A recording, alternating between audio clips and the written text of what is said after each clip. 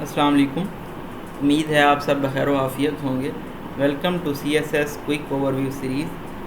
پاک افیئرس کے چیپٹر میں ہم وار آف انڈیپینڈنس اور spread of Islam in sub continent study کر چکے ہیں. آج کا ہمارا ٹاپک ہے ڈکلائن آف مسلم امپائر، کہ کس طرح تنزلی کا شکار ہوئی مسلم امپائر بر صغیر پاک و ہند میں. An empire founded by war has to maintain itself by war, یہ کہا تھا مونٹیسکیو نے. تو یہاں سے آپ نے کوٹیشن کے ساتھ اپنا کویشچن سٹارٹ کیا.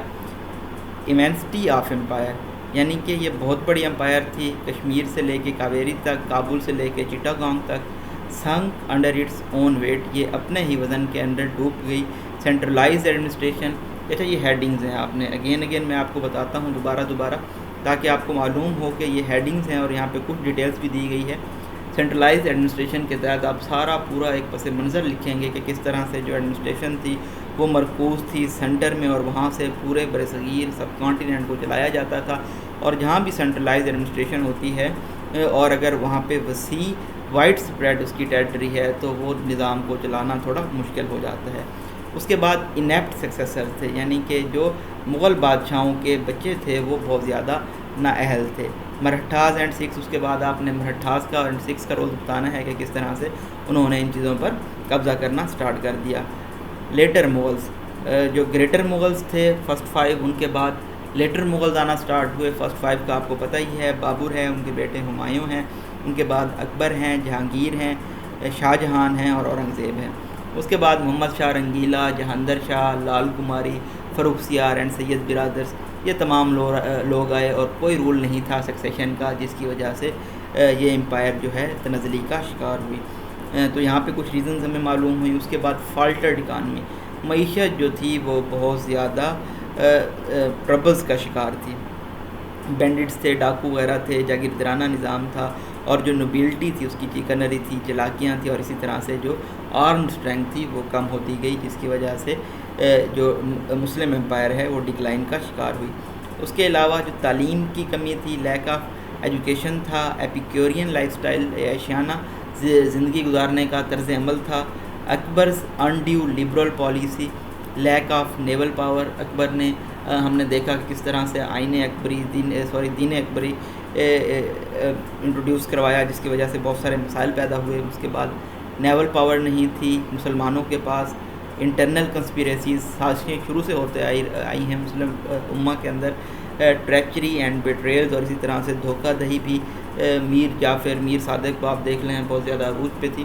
فورن انویڈرز، اور اس طرح سے جو باہر سے لوگ آئے. نادر شاہ 1739 میں افغانستان سے، اور اس کے بعد احمد شاہ ابدالی ہے شاہ ولی اللہ کی خط لکھنے پہ 1761 میں. تو یہ تمام وجوہات تھی جس کی وجہ سے مسلم امپائر ڈکلائن کا شکار ہوئی. تو اگین اگر آپ کو اس پہ کویسچن آتا ہے ڈکلائن آف مسلم امپائر پہ، تو آپ نے مونٹیسکو کی کوٹیشن سے سٹارٹ کرنا ہے. اس کے بعد آپ نے امپائر کی ایمنسٹی کی وسعت کے بارے میں بتانا ہے، اور یہ بتانا ہے کہ یہ اپنے ہی وزن کے نیچے دب گئی. ایڈمنسٹریشن کا نظام سینٹرلائز تھا، جو سکسیسرز تھے وہ بہت زیادہ انیپٹ تھے، انیفیشینٹ تھے.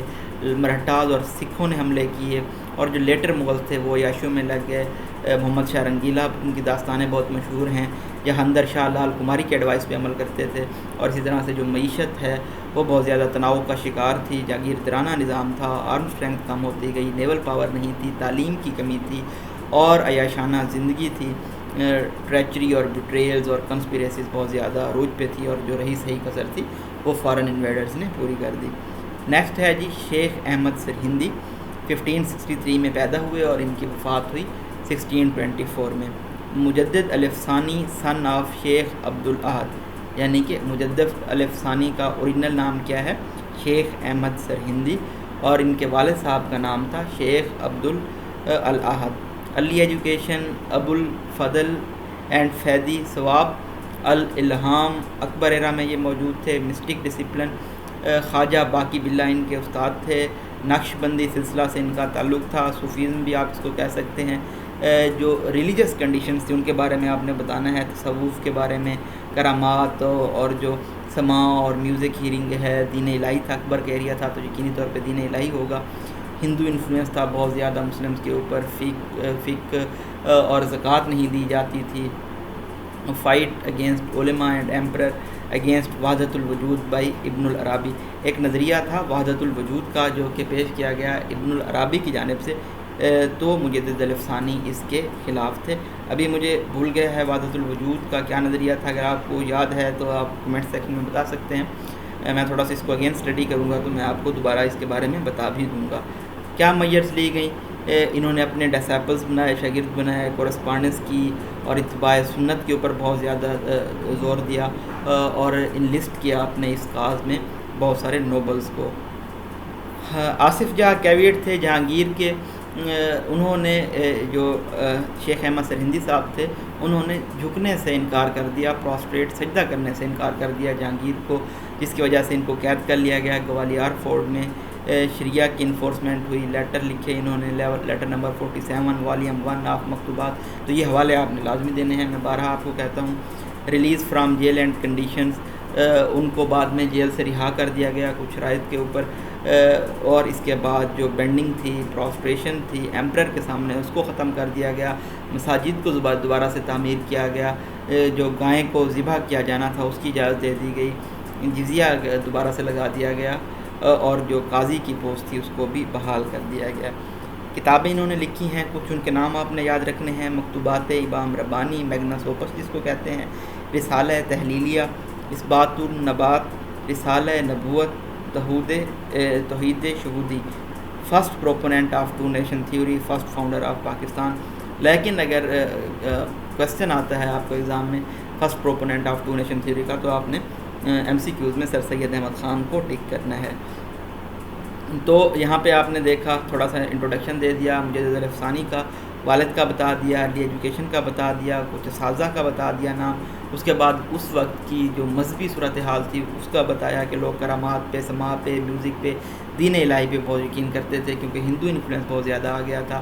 کیا اقدامات لیے گئے, انہوں نے اپنے شاگرد بنائے, کورسپانڈنس کی, اتباع سنت پہ زور دیا, اور نوبلز جو تھے ان کو ساتھ ملایا. انکار کر دیا جہانگیر کے سامنے جھکنے سے, جس کی وجہ سے ان کو قید کر لیا گیا, لیکن پھر بھی یہ شریعہ انفورسمنٹ پہ زور دیتے رہے. پھر ان کو جیل سے رہا کر دیا گیا, اور اس کے بعد کچھ اصطلاحات ہوئیں جس میں ایمپرر کے سامنے جھکنے کو ختم کر دیا گیا, مساجد کو دوبارہ سے تعمیر کیا گیا, گائے کو ذبح کرنے کی اجازت دے دی گئی, جزیہ لگا دیا گیا, اور قاضی کی پوسٹ بحال کر دی گئی. کتابوں کے نام آپ نے اسی طرح سے یاد کر لینے ہیں, اور اسی طرح سے آپ اگر کویسچن اٹیمپٹ کریں گے تو انشاءاللہ آپ بہت اچھے مارکس اسکور کریں گے. Thank you so much. Next topic next lecture میں. اللہ حافظ.